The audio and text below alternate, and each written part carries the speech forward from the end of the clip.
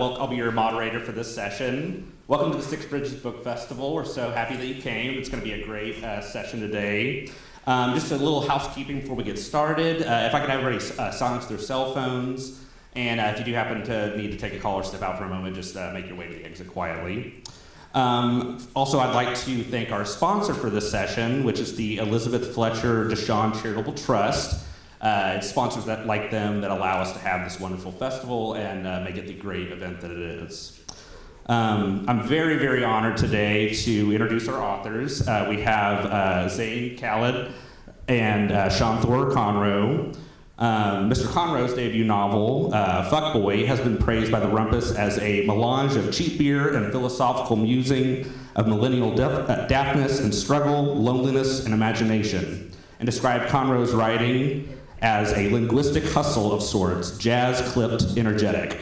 Mr. Conroe has also served as a guest editor for the New York Tyrant magazine and is the host of the One Story Pod book podcast. Mr. Khalid is likewise a debut novelist, has been published in The New Yorker, The Believer, and McSweeney's Quarterly Concern, among others. His novel, Brother Alive, has been lauded by best-selling author Robert Jones Jr. as a rigorously intelligent, wholly sensitive, and quietly rebellious work of art with prose as profound as it is beautiful, an inspiring examination of the waywardness of life and the grounding of love. Let's get a warm round of applause for our authors. And then a little bit about the structure of this session. We're going to have readings from both our authors, followed by a little bit of a discussion, and then for the last part of the session, we'll have an audience Q&A where you'll get a chance to ask some questions of your own. Who would like to start with the reading? Sean?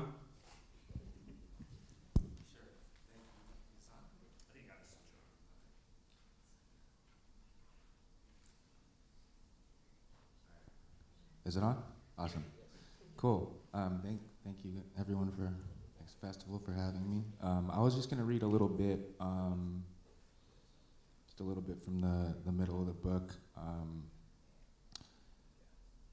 I think. Synopsis, if you want to give a little context about the book as well. It's interesting. I guess the book being called Fuccboi is a lot about kind of the way most people think of that book is sort of someone who's dealing with a breakup and like kind of spiraling, kind of engaging in risky behaviors. But it's also it kind of has a lot of meanings, and it's also kind of about. I think it's also kind of about the ways, kind of the way we call each other different things, or every chapter has a different name that's sort of like about himself. So I was thinking about it this morning. As one way to think about it is like every chapter is kind of this way of the narrator kind of dealing with this crisis, and then gradually getting a little more self-awareness as the book goes on. And it's also a lot about work. And it's funny, I was thinking, I think yesterday I got so I'm gonna read from this chapter called Outdoor Dude, which is kind of like another version of what he thinks of himself, and then you kind of see that breakdown. But I was thinking about, it's interesting, it's set in August 2018, and it was right around the time, I got an email yesterday about the $20,000, what is it, debt forgiveness, and it was right around the time, exactly, yeah, so it was like right pre-midterm kind of thing 4 years ago, where he's kind of breaking down work-wise too, and just his body's breaking down. And it was August 2018 when there was a $20,000 farmer stipend. I don't know if you guys remember that with Trump. And he gets hired to, basically the midterms are coming up, and like a farmer, you get $20,000 if you build something in that time. So he gets hired with his cousin to go build a greenhouse in Vermont, and he's kind of trying to act like he's okay, but he's really not. So I'll just read a little clip from that. Maybe exemplify what I was saying about the different names throughout the book.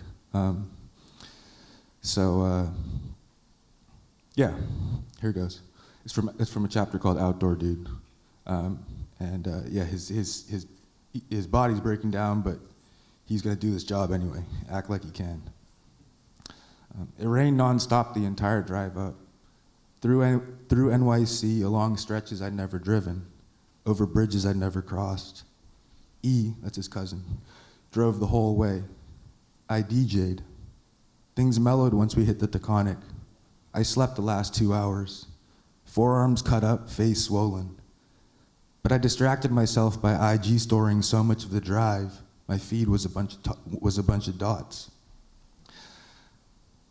The farm was something else, hill overlooking trees for days.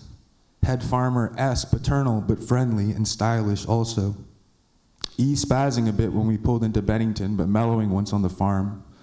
Hadn't slept in my tent for days, was missing 3 steaks.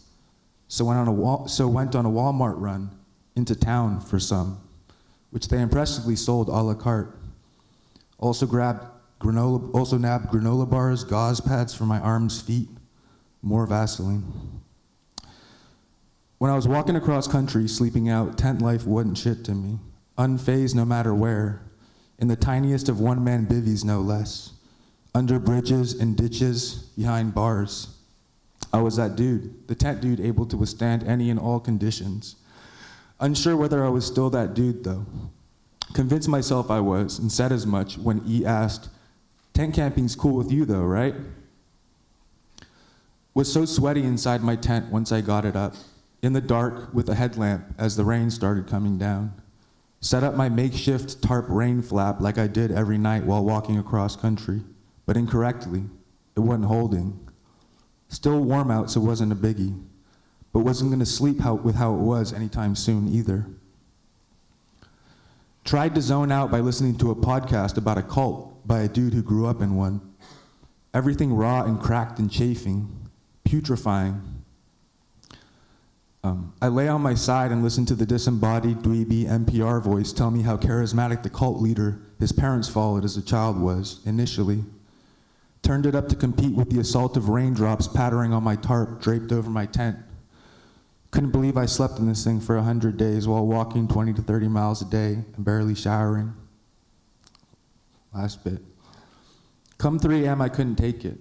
Got out of my tent and smoked a cig sitting on the picnic table between mine and E's tents under my umbrella.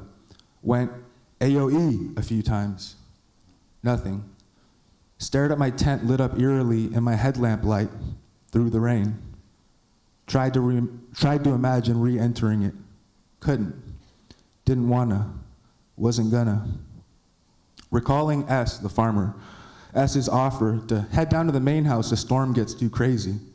Grabbed my pack out of my tent, draped my poncho over it and my head, and stumbled in this general direction. Fuck this, I wasn't an outdoor dude anymore. Head down, I followed the tire treads down the hill to the huge field opposite the main house, the field we'd be working on first thing tomorrow. From there, scaled its upper edge, past S's hollowed out, windowless pickup with flat tires, to the stoop. The minute I pulled down the screen door, S's dog went bananas. S had said he'd leave the front door unlocked, so my plan had been to sneak in quietly. But there went that. How the dog was snarling between barking bouts, primed on its back legs. Sounded like he really didn't fuck with me, really hated me, like personally. Maybe he smelled my rotting flesh. Maybe he smelled my cowardice in the face of the elements. Or maybe he sensed that I wasn't a decider, a master, like the other humans he interacted with were. That I was a pushover follower who bowed down and did as he was told, provided there was some dangled treat, like women or money. That I was just like him, and this unsettled him. Whatever the reason, he didn't stop. Even when S came downstairs, groggy, shirtless, and disheveled, and yelled at him to fucking quit it, would ya? Even then, he didn't. Based on S's expression, I could tell that the offer had been perfunctory, that he hadn't expected us to actually take him up on it. That, now that I had, his esteem for me as a man diminished. Thanks.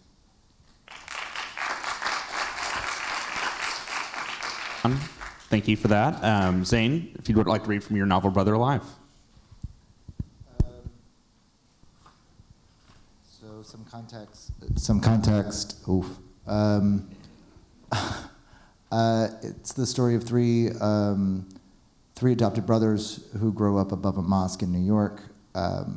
They're raised by an imam who abandons them as they reach adulthood.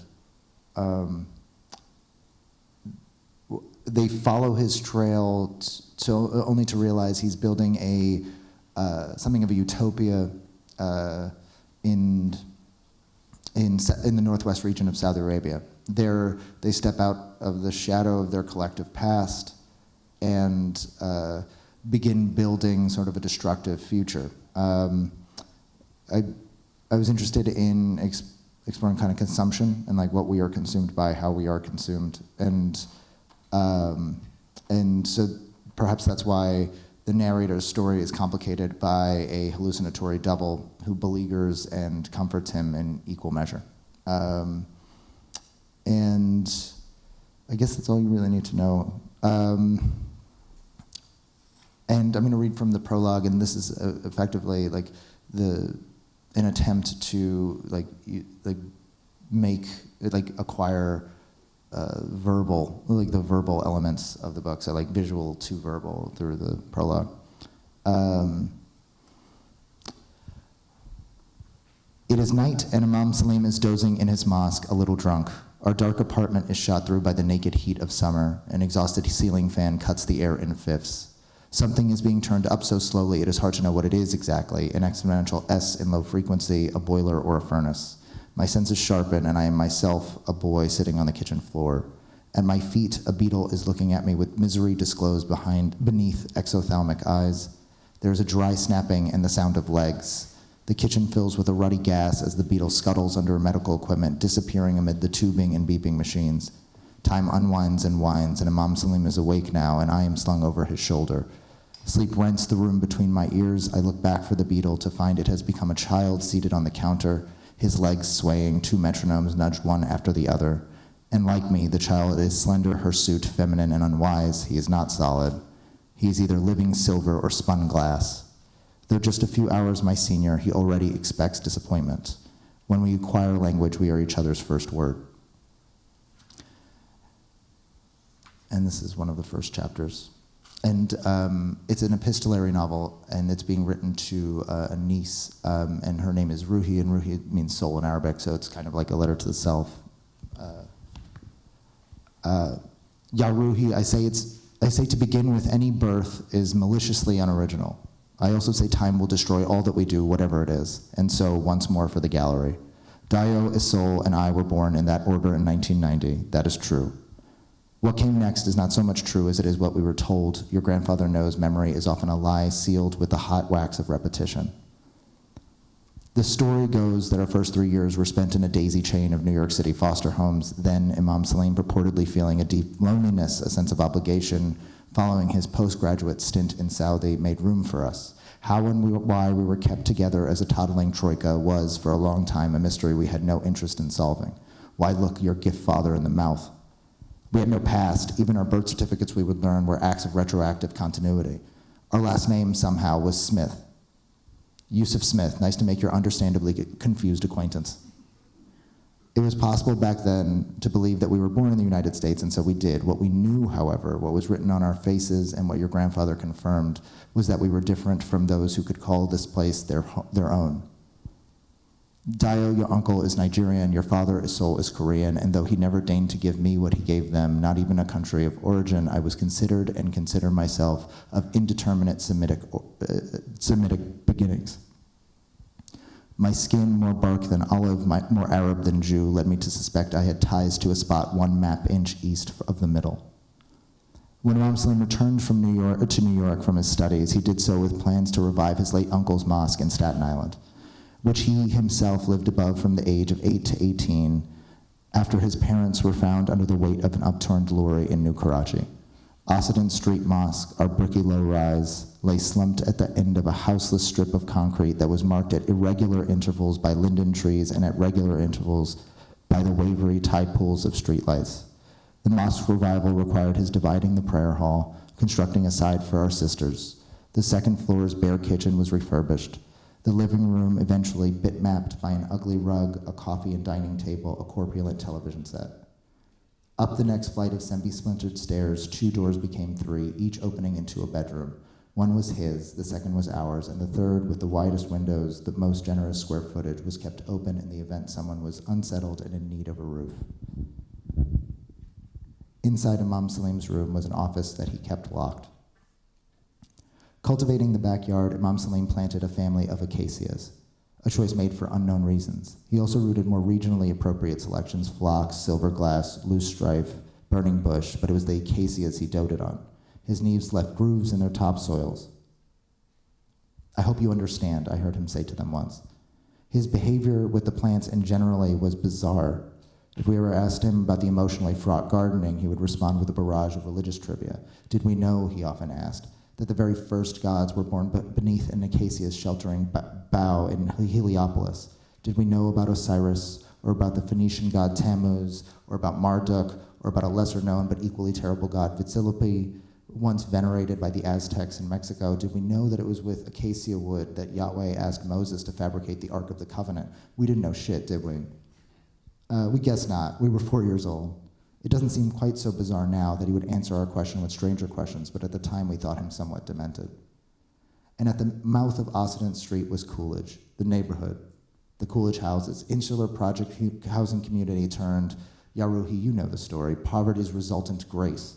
Saintly bodega owners, Umas, Lolas, Tias, and so on and so forth. If there's grace to be found here, it's not thanks to the state's disaffection, underfunded schools, underemployed parents, addiction, nor is it because we occupy the state's margins. Imam Salim would say how flexible they become when trying to co-opt our depravities. When the state steals our capacity for vileness, our humanity goes with it. Coolidge wasn't mythic or magic, only differently naked. Our shadows lengthened across its courtyards, our reflections aged in the spotty windows of Crown Fried Chickens and disappointing Sri Lankan restaurants. We learned to tightrope the curb of its narrow streets. Being positioned at the grooved tip of New York's most disregarded borough makes the neighborhood's people a little wild, I think, as if they have permission for their excess. Here, the realization that the other end of your leash is tied to a neighbor's neck comes early. You can't simply hop on the 5 train and Evanesce. To escape Coolidge, you have to skiff part of an ocean. That ferry ride is what keeps most people from seriously leaving. For all the talk of the sweet mystery of the sea, there are those whom it yanks into singular anxiety. Not because we can't swim, not because we know more about various nebulae than we do about the abyssal plane. Ruhi, someone from elsewhere, often looks at the shiny skinned sea and remembers or feels their parents remembering how they once split its glittering with a boat's stem or passed over its vast navy from a nervously cruised altitude. But we had no one to remember through, and as such, when the time came, we were able to leave with less difficulty than most.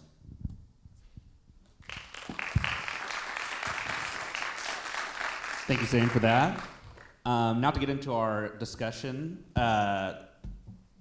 I think it's going to be such a fun session because these books on the surface are seemingly so different, and as the audience heard from the readings as well, the writing style is very different as well. But I think as we get into discussion, we'll see that there's actually a lot in common with them as well. So kind of just a general question for both of you, and I'll put it to you first, Zain. One thing y'all do have in common is that this is both your debut novel. So I was wondering if you could tell us just a little bit in general about that experience of writing and getting your first novel published, and any sort of challenges or triumphs that came along that journey. I think there are a lot of challenges, but I think it's ultimately a mark of you don't write. I think that if literature is not really an answer, it's only a window. So I think that to ask that question, or like ask the questions that you're asking, is important. And to be able to do it is an honor. So in that way, I'm very grateful. But there are, of course, you have certain not expectations, but you want to be able to be you're kind of in this knot where you're like resisting the language of your peers and sort of attempting to be formally inventive, and then you realize, oh, there are these precedents, and the more you read, the more you realize like it's an impossibility. So you kind of have to just come at it like like blank, like from a blank perspective almost, and then you can't do that. And it's just an impossible contradiction, like it's almost a contradiction in terms. But yeah, I think it's been lovely and it's been horrific, and I think that's just the bag. Yeah. Sure. Sean? Yeah, challenges, but yeah, I mean, yeah, it's interesting. My book took a kind of wild path to get where it came. Like, it's funny, so I'm 31 now, but this book came out when I was 30, and like for much of my 20s, I was like writing stuff, sending stuff out to agents and stuff, and then the way I kind of gave up on that path and found a editor that we became really close for Tyrant Books. And we worked on it for like a year and a half, and I think that's why it's so adamantly like the language that it is, you know, because we were kind of in this bubble and thinking it would come out on this indie press, this really, you know, specific thing, and then he passed away in March, right when the book was kind of getting completed, and then it got picked up by a big press, so that definitely kind of created a wild energy around the book. A little bit, I mean, I guess it always feels like that from your own perspective. But yeah, I don't know, it's interesting.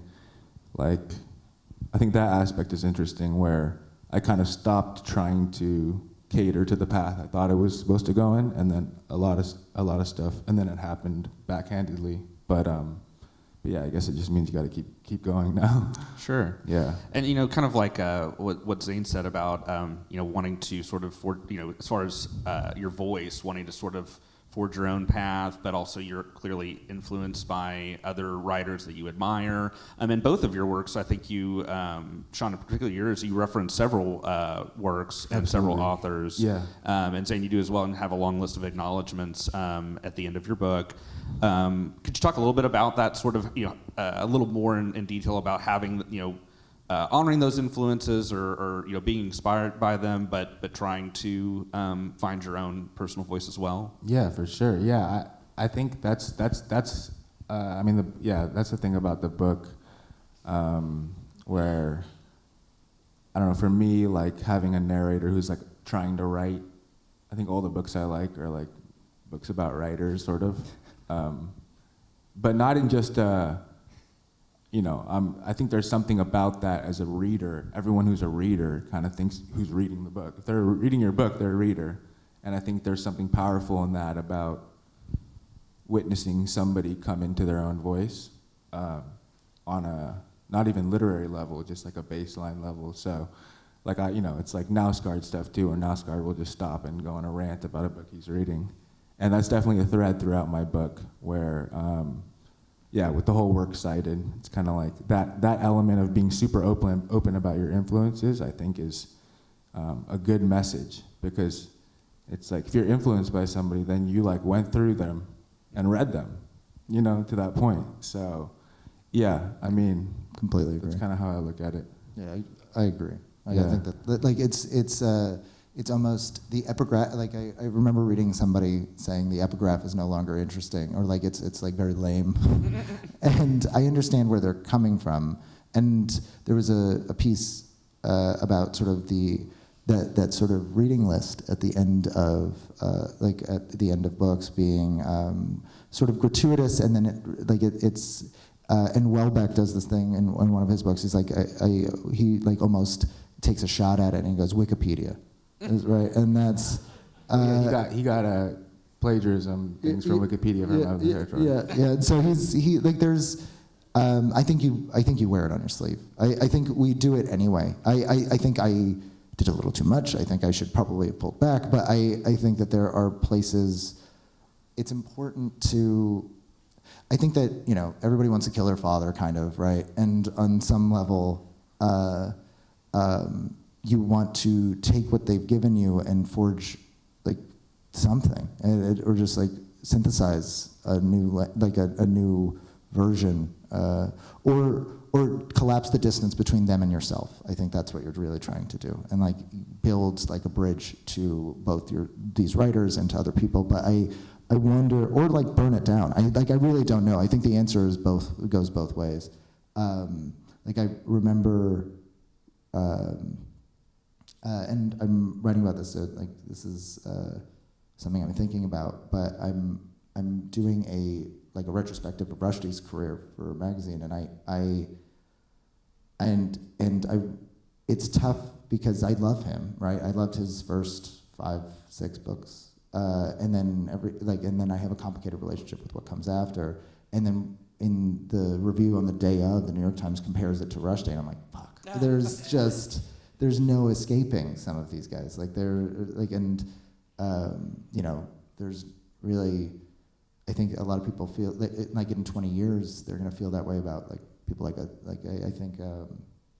I'm also teaching, so like in one of the students, like she just really loves Atesha Mashbag, like, and that's what we're gonna get from her. Like it's interesting how they like play in your mind, like they live in, like they're voices that you carry with you. And so I think it's almost it's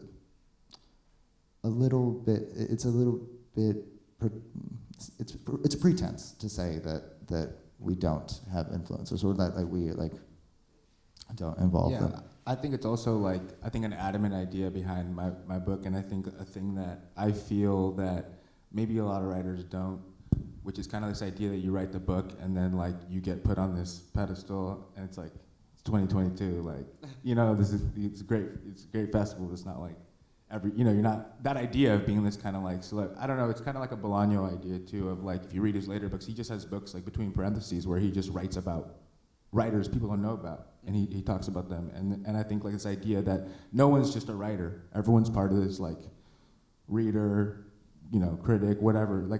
That's this kind of idea I got from him, and a lot of the conversations that can come out of that, like Eileen Myles, for example, is probably the OG fuckboy if we get into it. But we've had a lot of conversations. It's true, or whatever. That's one way to look at it. But just kind of going into intimate. That's funny. Yeah, writing in that way. Proust. But we've had a lot of encounter, doing interviews, writing intros for Eileen and back and forth, and that's I don't know. It's kind of what it's all about. I feel especially now, it's you're kind of a spokesperson for literature too. That's how I feel. Sure. Yeah. Renita Adler is also a fuckboy. Yeah, probably. So Sean, a question specifically for you.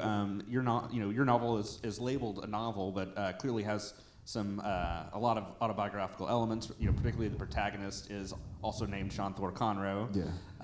But I noticed, even when you were doing your, giving some context for the book, you just addressed your protagonist as he. He does this. Yeah.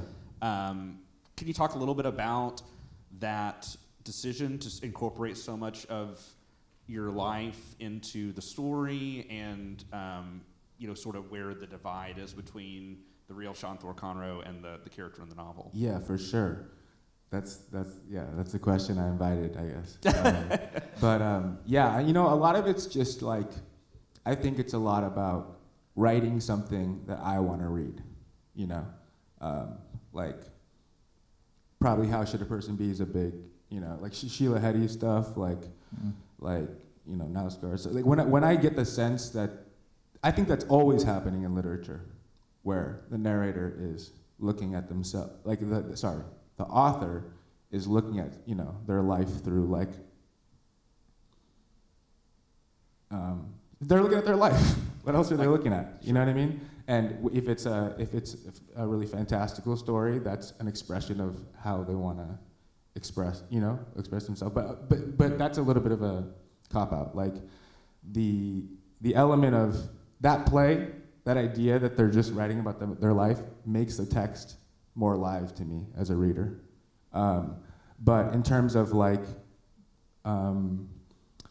you can think of something that happened, and you can tell that story many different ways. You know what I mean? Sure. And I think the title is an important framing thing. You're looking at a vector of and everything that you're writing about. Yeah, I think the best way to put it is, I've said this before, but the Irish writer Rob Doyle has this quote in Threshold, which kind of works like that, where he says, every time I'm writing about another writer, I'm writing about myself. Every time I'm writing about myself, I'm writing about the world. So it's you're not, You're not just, if you just go, hey, let me tell you about a bunch of stuff that happened, it's not going to be good. It's not going to be literature. Sure. So everything that you're looking at has to speak to a question you're asking. And there's amplifications, there's titration of what you're doing, you know? Yeah, I guess that's kind of how I look at it. Yeah. You know? And I think that makes a lot of sense. That there's sort of the old adage that writers write what they know. So kind of similar, Zain, I would ask you. I would imagine that the story of Brother Alive is not your life story, but I would hope not. There's a lot of strange things that happen in it, but I'm sure that influences from your life Sure. made their way onto the page. Can you talk a little bit about that? Yeah, I mean, I kind of agree. I think like it's ultimately a question of self, and you're sort of interrogating the self, and the double is a self in this, and like so are you are splitting yourself into all of these characters. Like it is also that, but it is also an amalgam of like other people and how they work through the world. And I think it is an interesting way to sort of view literature as like a question of I don't think it's some writers like I think view themselves as like psychoanalysts and like are attempting to like tease out intention and motivation, and I don't know that I'm necessarily doing that, but I am like sort of trying to figure out what is the impetus of their movement, like through the world, like what, and like it's like nuclear codes, like it's subject to time, the weather, your DNA. There's no stasis, and so I guess it was like I have a tough time with the boundary between me and like art and work and stuff, and so like they all just like start to like it becomes this cascading feeling, and so I think that this was an expression of that. It's also it's part of like there are parts of it that are my life, and there are parts of it that are other people's lives, but they are all like if the self does in fact not to be trite, but does contain multitudes, then in fact you contain everyone, and everyone contains you, and so that it's just always like it's sort of this reflective process. But yeah, that's how I operate it. Sure. Sean, there's a line in Fuccboi where the protagonist says, I'm not interested in writing for people who already read, who consider themselves literary. More literature means more insulated, masturbatory bullshit, completely irrelevant to the culture. I'm trying to write for people who don't read, who don't give a shit about books. Can you talk a little bit? So I don't know if that's a feeling of just the character of yours as well. I would assume so, but if it is, can you talk a little bit more about that idea? And generally about writing for a specific audience that you're envisioning, or a non-specific audience. Yeah, that's in a chapter where the narrator, who's a Postmates delivery guy, who's really broke, and also just to say like, just to finish the last point, like the idea of a guy who goes through a breakup, and whose ex leaves him for a woman, and the spiral that happens. It's like there's a way that can speak to like a bigger thing. Sure. So it's like looking at that just I feel like I didn't explain how you could look at something and then speak to a bigger thing in the world. Of course. But in terms of that rant, that's funny because he's out delivering, and this old man who appears to be homeless is talking to him.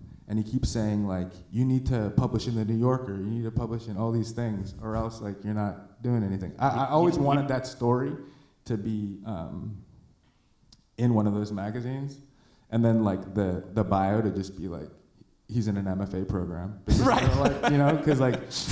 Because that's what happened, every character, like I said, that idea of charting a change with every chapter is, and in some ways trying to go to it, like only write when I feel like I'm doing something that's like living differently, sort of, and sort of chart that epiphany is sort of what every chapter is about, So it's kind of interesting how, at least in my life, like all these arguments he gets into, like, he's always kind of listening to that other person, So he kind of listens to that guy, but that's the rant he does back to that guy, Right. And yeah, I mean, yeah, it's definitely. I think the Wall Street Journal was posting that forever. Like it was an interview question. Like, this is what he said about the book, and I mean, yeah, no, it's a narrator, Sure. on a wild one. But I mean, that general energy, I think, like I was saying earlier, this idea of getting literature outside of some like academic insular bubble is like definitely that's some Bolaño energy too, if we get into, or a lot of energy. Every time there's a lot of this old literature that we look at as set now and classic, like Hemingway or something like that, like at the time, you're always trying to update literature to how the world sounds to you. And maybe you need some of that reactive energy to push you to try to.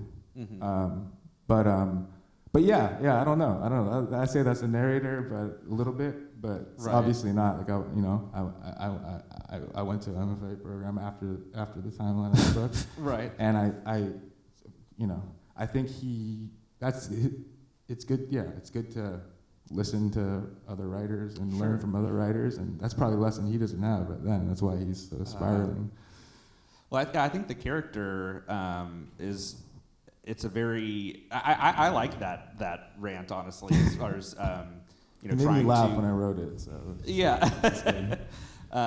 Trying to sort of demystify literature a little bit and bring it to maybe folks that don't read. It's not that they can't enjoy it, or there's just not the book that's for them yet, and trying, I think that there's something with that, even in sort of the vernacular that you write, is very different and very modern and speaks to us, certain subcultures and that don't often have literature written for them or about them. So Zain, I would ask you kind of a similar question as far as did you have a particular audience in mind when you wrote Brother Alive?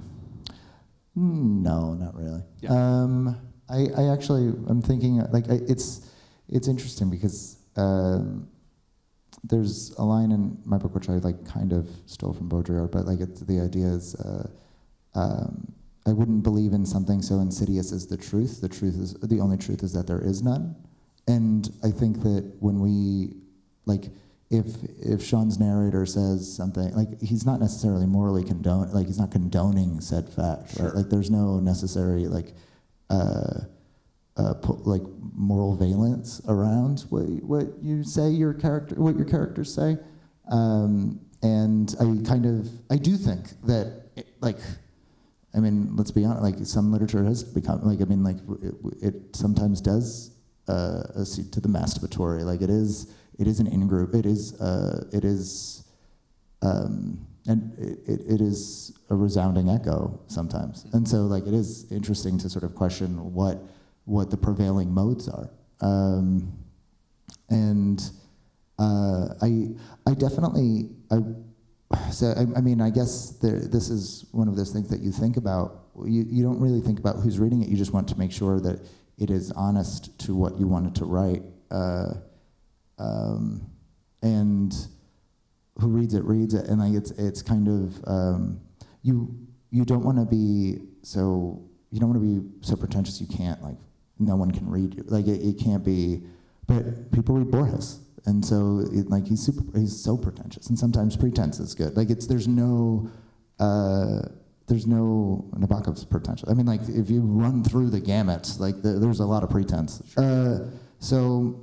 Barry Hannah's pretentious. Everybody's a little pretentious. But I think that I don't think I think about a reader I only wish to be read, and I know that those seem they seem contradictory. But I guess I didn't really think about a specific audience. Sure. Yeah. Let's see, Sean. We kind of touched on this a moment ago, but that sort of the vernacular that you do use in the story, from the get-go, it kind of sets the novel apart from others. Can you tell me a little bit about how you was that always sort of your writing style, or was it something that developed over the course of writing Fuccboi? Yeah, I mean, I think when I was writing Fuccboi, it was just, I think I always had kind of like how I text friends, how I email people, you know, and then as soon as I sit down, I go like, okay, it's time for synonym time. Like let's get this densed up and impressive, you know, to Granta, you know. Great magazine. I'm not, but yeah, and something was snapping. You know, it's funny thinking about writing for an audience. I mean, I guess, you know, you always kind of think you're gonna, but I was definitely writing this and like shared it with Gian, like my editor, and we went back and I was always like, we don't have to publish this, like, we could just keep it, like, you know, like, and I, like, you like it, like, it's all good, we don't need to put this out, you know what I mean? Like, this is like just, so, yeah, it was just letting that side, like, what if I just, you know, tell the stories to, like, you know, I had a really good friend who, just some friends, but I also had one specific friend that I was like, I don't know, when we were, I guess now I'm saying things in my life that overlap with the book, but when we were working in up in Humboldt, we were kind of in this isolated way. We just had this way of talking to each other, and I was like, I just want to tell them all the stories like that. And it comes out of a tradition too. Like, I feel like McClanahan's very oral. Scott McClanahan, you know, he's like just telling you a story. But then after titrating the language too, because there's that side of it. People want to just say, oh, it's just slanged up and stuff. Sure. But it's like constantly turning your expectations, and that's one way too. You know, like, and it's also maybe the general energy of like maybe being ashamed of that side when I go into academic context and need to talk a certain way, and just like letting it rock. You know, right. Also, that's kind of how it was. Yeah. And it felt good. It felt good when I was writing it. I think I've got about time maybe for one more question, so I'll put one to both of you. You know, I mentioned that, you know, while on the surface both of these novels seem quite different as far as the plot and even the writing styles, but they both have a lot of similar themes. You know, both of them having mostly male protagonists, so I feel like you touch on themes of masculinity in both the novels, family, the effects of capitalism on society and individuals, cultural heritage and identity. I'm wondering sort of what drew you to those themes, and what other themes are y'all looking to explore with future works? And just whoever wants to start. I mean, it's interesting because I turning back to Sean's answer, sort of like looking at the self. It's like, what are so when I said like what we are consumed by and like what consumes us, I think that is, these are these things, which is why like the hallucinatory double sort of operates as like a vessel for these these feelings, or like not so much these feelings, but these ideas that do steal from you. Like it's a novel of theft, and so it's how much can all of these things take while you retain any sort of selfhood. And the answer is probably like there's this flow between these things and yourself, and you can't tell yourself, like I don't know if it's Roth or somebody who said like wear the mask for long enough it becomes the face or whatever. And so it's in some ways that idea writ large, like sort of like what do these systems of control do? It's in that way is also like the third part is very much a systems novel, and like you're just placed in sort of these things operate over you, and like kind of like you are moved as by wind almost. And so I mean I guess I just looked at the self and saw all of these things pressing down upon it, and these are the things that press down, like these layers of movements, actually, like the way each thing moves you, and like they sometimes move you in conflicting ways, and I think that was interesting. And then I think the next one is, the novel I'm working on now is kind of about, in some ways, the relationship between the city, art, and decay. It's sort of like the decaying relationship between the city and the human being, and how it is meted out in like it's a surreal sort of, it's a surrealist, like completely surreal. But he wakes up every day in a different metropolis, and he goes out and he's sort of like buffeted by artists and con artists and bureaucrats, and sort of like it's in that way Kafkaesque, but like you kind of go through these cities and sort of he's loosely aware he's in search of an inheritance that he doesn't know what it is yet, and he's trying to figure out what it is and how to obtain it. But yeah, that's kind of what I'm thinking about. Oh, well, I'm halfway through, so get ready to buy that. Sean, what about you? Yeah, it's interesting. I don't know. I was thinking about what I answered for that question about why he does that rant, you know? And it's like, I think it's like, I think he's like, I don't know, this idea of like really using literature to like tangibly look at these ongoing questions about how you are and like how you can improve how you live or whatever, you know? So it's like, with masculinity stuff, it's like, I feel like in interviews I started talking like I'm this like, oh yeah, like I know about how men should be. Yeah, right, it's expert, right. But it's like, it's so ongoing, and it's really just looking at my own things, and even the identity stuff, it's like, it's not to be identitarian, you know, it's like, just like, I think just like being, I don't know, just looking at like certain just genealogy, you know, I think everyone looking at genealogical questions about themselves is like a productive thing, you know, it's like a lot of Faulkner stuff he's just looking at. Sure. And just with like, I don't know, World War II stuff, like with my Japanese grandpa was like at journalism school when like the Tokyo fire bombings happened. Right. And he's the only one, him and his dad are the only ones who survived.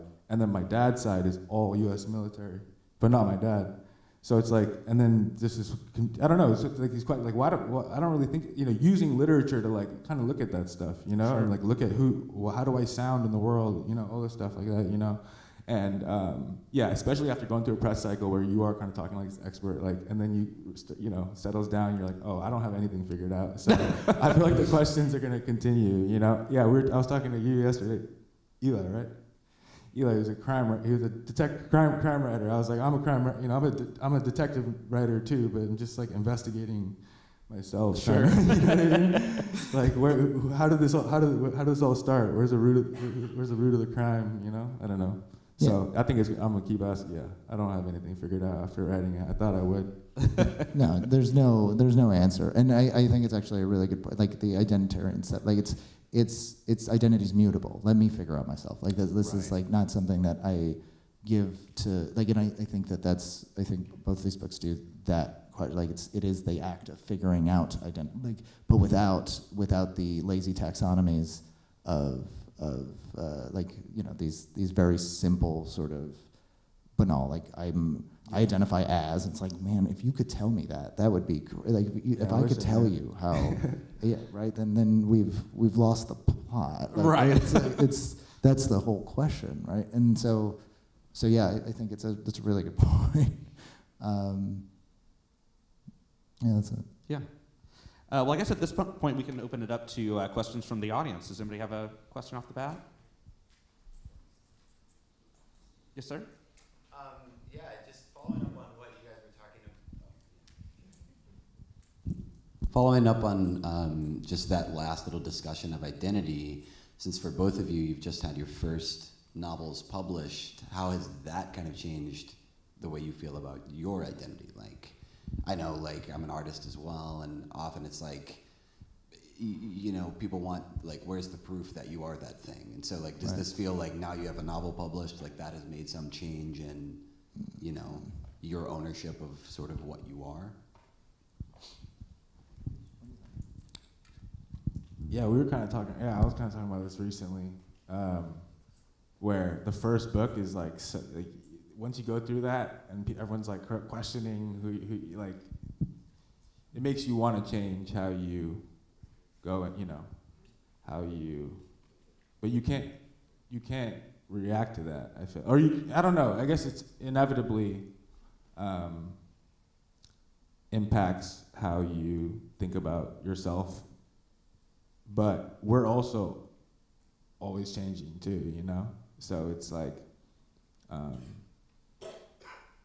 yeah, I think like, I think like updating it to where you are, I don't know. But it's also like, your answer to why you are how you are is the next book. Yeah. You know what I mean? Like that's something I think about. Yeah, I think that there is certainly a shift. Like you do feel like you feel responsibility to do it. I think that I certainly felt like a different, like not different. I was always writing, but I didn't realize that like the cycle in which you write, and so you are more attuned to your like. I have these 80 things to do. You kind of have to. It is more of a job. Which is good. Like it becomes behavioral. Like that's great, but it doesn't change you. Like it's kind of anticlimactic. Like you realize that you are the day before pub day is the same as you're the same. It's nothing has changed. It is simply an external idea, like this thing that is again pressing upon you.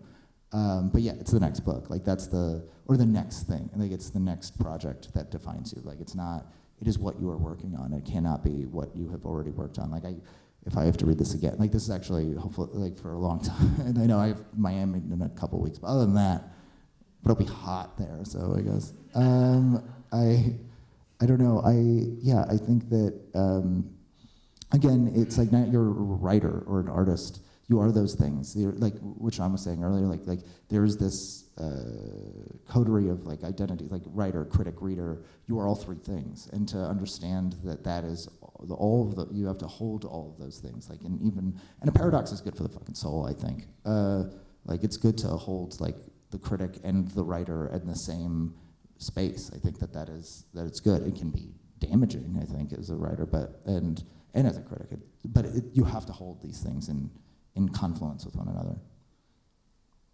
Any other questions? Yes, ma'am. So what made you start writing the book?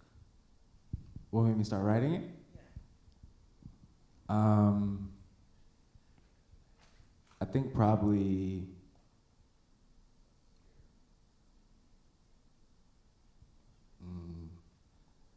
for my survival in some ways, where I was at when I was writing it, you know? I think I felt like I needed to write what I needed to write and look at stuff I needed to look at, like whether I'd ever shared it or not, you know? I think that's how I started writing it. Since you wrote the book, has your whole energy changed? Like, Say that again? since you've been writing the book, has your energy like changed? Like positivity? Energy? My energy changed? Uh-huh. Just in general, or Yes, sir. Mm-hmm. since writing it? Yeah.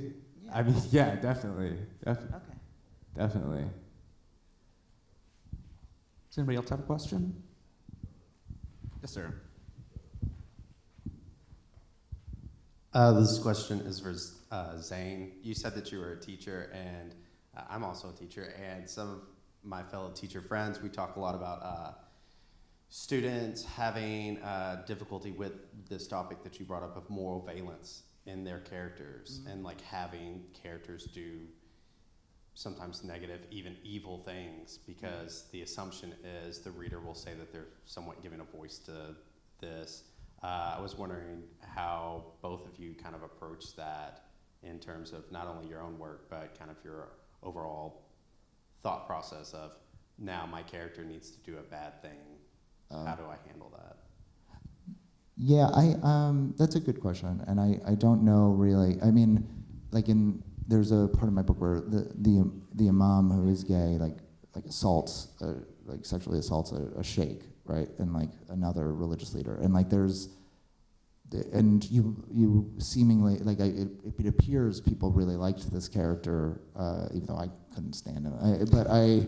I found him to be really complicated to write, or sort of just what an ass. But also like ruled by dogma and his sexuality in a way that was really troublesome. But I don't think that as long as you're honest to the character, I think that like I don't really care. Like if bad things happen, I mean these things happen. And it is not condoning the work. Like Lolita is not condoning pedophilia. Like that's not the way literature works. It's not the way art works. It is the way like religion works. I mean, like it's a different document. I think that a lot of people have like turned the manifesto into literature, and it's not. It's just a manifesto. Like these are moral screeds that are just telling you how to live. And I don't know that that's the place of this thing. So I think that you have to.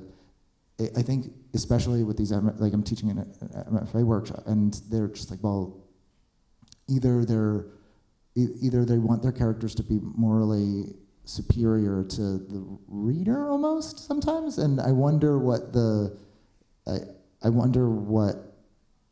consequences of that kind of writing become, right? When purity is like our watchword, like that can't be good. And I do think that there's a counter. I think both these books are counter to that, like sort of like you can do.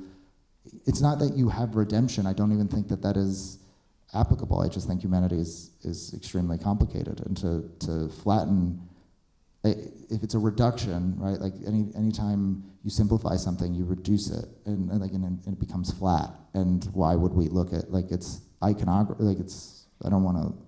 It's like a button on a phone or something. Like it just has no depth. And so, I asked them what writing they like, and